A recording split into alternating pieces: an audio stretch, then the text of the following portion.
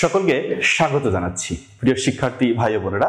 আমরা আজ আলোচনা করব লিপি সম্পর্কিত আলোচনা, অর্থাৎ লিপি সম্পর্কিত আমরা কিছু তথ্য জানার চেষ্টা করব যে বাংলা লিপি উদ্ভব কোথা থেকে হয়েছে, বাংলা লিপি কোথা থেকে আসছে।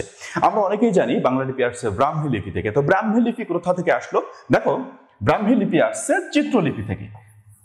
চিত্রলিপি মানে ব্যাপারটা হচ্ছে পৃথিবীর বেশিরভাগ লিপি চিত্রলিপি থেকে আসছে। এর কারণ হচ্ছে যে আমরা যখন মনের ভাব প্রকাশ করতাম তখন প্রথমে ছবি এঁকে বা চিত্র এঁকে এঁকে আমরা মনের ভাব প্রকাশ করতাম। তো সেখান থেকে এই লেখার ধারণা বা লিপির ধারণা আসে। তাই পৃথিবীর বেশিরভাগ ভাষাই চিত্রলিপি থেকে আসছে। তো আমাদের বাংলা লিপি আসছে ভারতীয় চিত্রলিপি থেকে। এই ভারতীয় চিত্রলিপির দুইটি রূপ ছিল, একটা হচ্ছে ব্রাহ্মী আর একটা হচ্ছে খরষ্টি। তো খেয়াল করতে হবে এই যে ব্রাহ্মী লিপি এবং খরষ্টি লিপির মধ্যে মৌলিক পার্থক্য। ব্রাহ্মী লিপি এবং খরষ্টি লিপির মধ্যে মৌলিক পার্থক্য হচ্ছে এর দিকের। আমরা কোন দিক থেকে লিখি? আমরা বাম থেকে ডানে লিখি, তাই তো? আর খরষ্টি লিপি লেখা হয় আরবি কোন দিক থেকে লেখা হয়? ডান থেকে বামে। তো এই যে জাস্ট এই দুইটা দিকের পার্থক্য ছিল, ঠিক আছে? কিন্তু আমাদের বাংলা লিপি আসছে এই যে ব্রাহ্মী লিপি থেকে। সরাসরি ব্রাহ্মী লিপি না, এই ব্রাহ্মী লিপির আরো তিনটি রূপ আছে। তিনটি রূপ হচ্ছে কুটিল,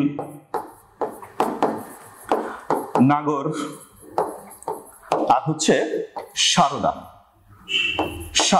ওকে, তো খেয়াল করতে হবে বাংলা লিপি আসছে মূলত এই কুটিল রূপ থেকে, ঠিক আছে? তাহলে এখান থেকে কি ধরনের প্রশ্ন আসে? এখান থেকে প্রশ্ন আসে বাংলা লিপি কোথা থেকে আসছে। তাহলে সরাসরি যদি এরকম প্রশ্ন আসে তাহলে আমরা প্রশ্নের উত্তর দিব ব্রাহ্মী লিপি থেকে। যদি সরাসরি বলে বাংলা লিপি কোথা থেকে আসছে তাহলে বলবো ব্রাহ্মী লিপি থেকে। কিন্তু যদি বলে বাংলা লিপি কোন রূপ থেকে আসছে, কোন রূপ থেকে আসছে, যদি রূপের কথাটা থাকে তাহলে আমরা উত্তর দিব কুটিল রূপ থেকে আসছে। ওকে, তো খেয়াল করো, এবার আমরা যদি বলি যে এই ব্রাহ্মী লিপি কোথা থেকে আসছে ভারতীয় চিত্রলিপি থেকে।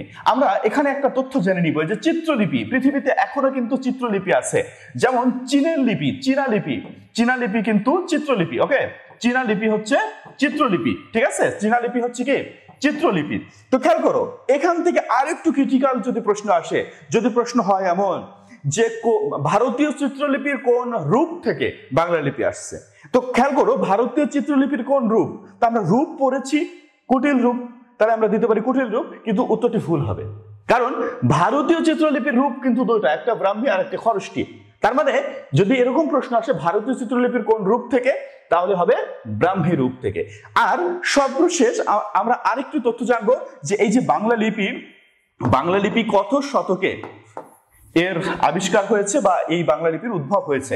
7ম শতকে। খেয়াল করতে হবে 7ম শতক। একটা তথ্য আমি এখানে দিয়ে দিই, 7ম শতকে লিপির উদ্ভব হয়েছে, ভাষার উদ্ভব হয়েছে এবং সাহিত্যেরও যাত্রা শুরু হয়েছে এই 7ম শতক থেকে। ধন্যবাদ।